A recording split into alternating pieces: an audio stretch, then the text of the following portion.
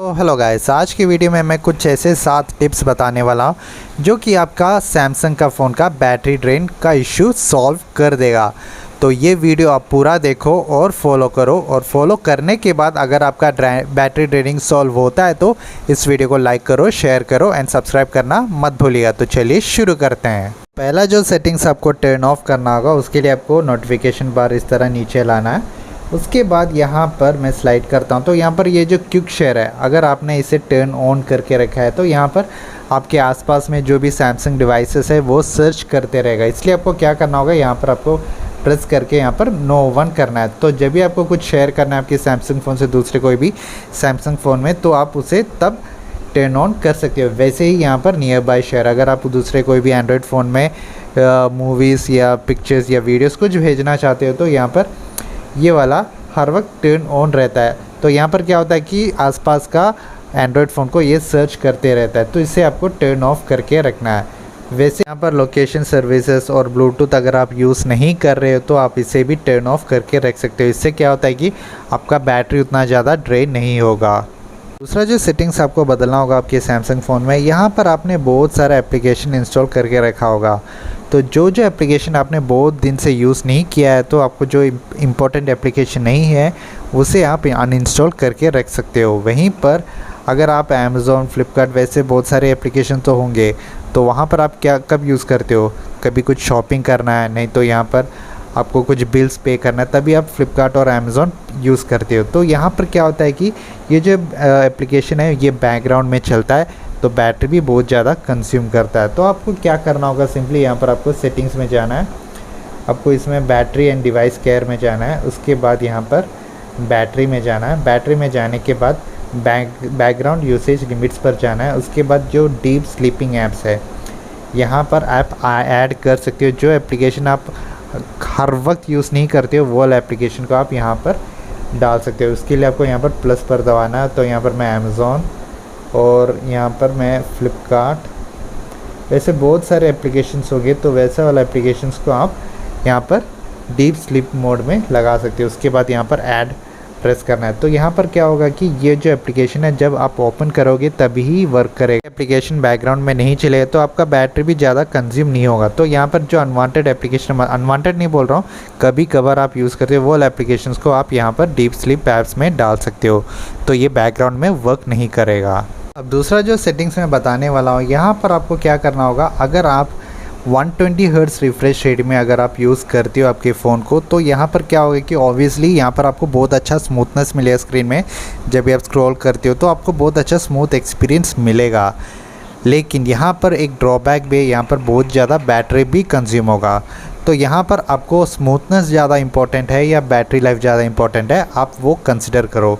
तो यहाँ पर मैं क्या करता हूँ कि यहाँ पर मैंने स्टैंडर्ड में लगाया हुआ है। यहाँ पर मैं हाई मतलब कि 120 हर्ट्ज़ रिफ्रेश रेट में नहीं लगाता, क्योंकि यहाँ पर बैटरी थोड़ा ज़्यादा मायने रखता है ओवर स्मूथनेस। तो यहाँ पर आप सोचोगे कि यहाँ पर 120 हर्ट्ज़ मैं यूज़ टू हो गया हूँ, तो यहाँ पर मैं क्या करूँ, अब मैं 60 हर्ट्ज़ में जा नहीं पाऊँगा।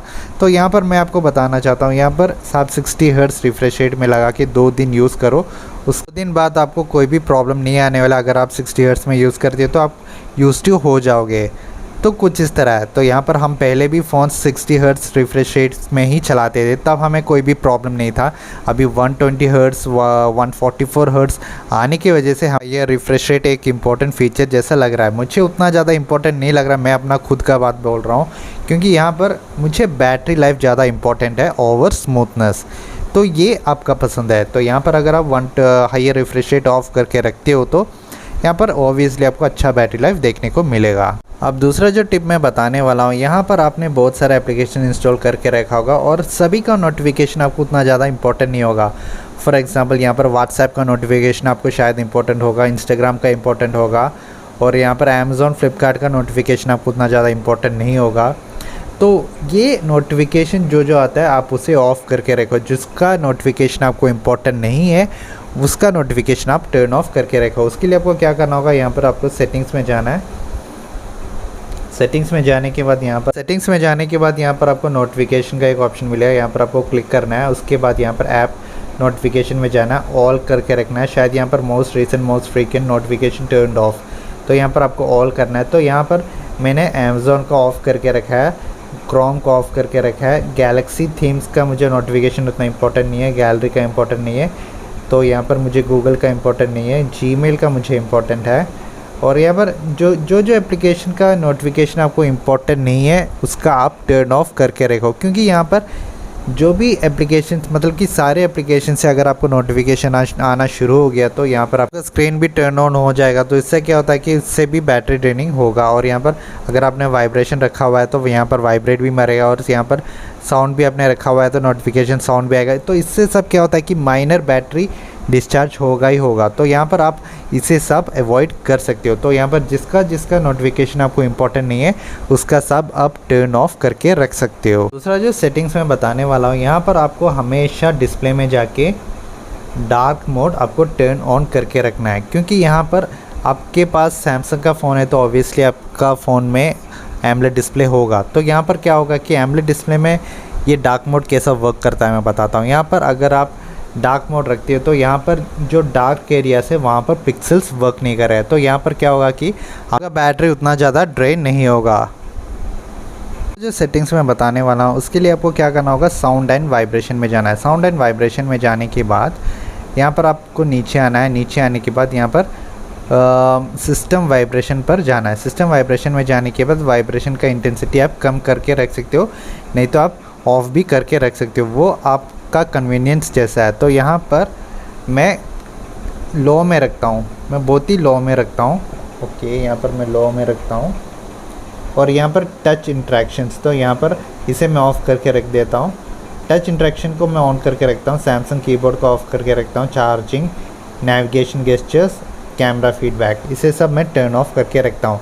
अगर आप इसे जितना ऑफ़ करके रखते हो तो उतना ज़्यादा बैटरी ड्रेनिंग कम होगा आपके फ़ोन में। उसके बाद यहाँ पर वाइब्रेशन इंटेंसिटी में आने के बाद यहाँ पर कॉल में फुल रखा हुआ है।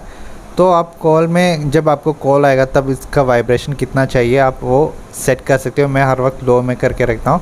और नोटिफिकेशन का आप ऑफ़ करके रख सकते हो, और सिस्टम वाइब्रेशन आप लो में रख सकते हो। मीडिया का वाइब्रेशन आप टर्न ऑफ करके रख सकते हो।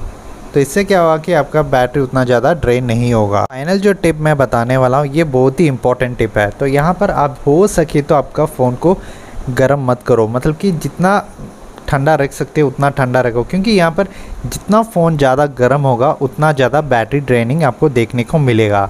तो ये वाला आप मेक श्योर करो कि आपका फ़ोन हर वक्त ठंडा रहे। तो ये थे कुछ टिप्स, आप बैटरी सेव करना चाहते हो आपके सैमसंग के फ़ोन में तो ये वाला टिप्स आप ज़रूर ट्राई करके देखो आपके सैमसंग के फ़ोन में। और अगर आपका सैमसंग का फ़ोन का बैटरी ड्रेनिंग इशू सॉल्व होता है इस वीडियो से तो आप इस वीडियो को लाइक करो, शेयर करो एंड सब्सक्राइब करना मत भूलिएगा। धन्यवाद।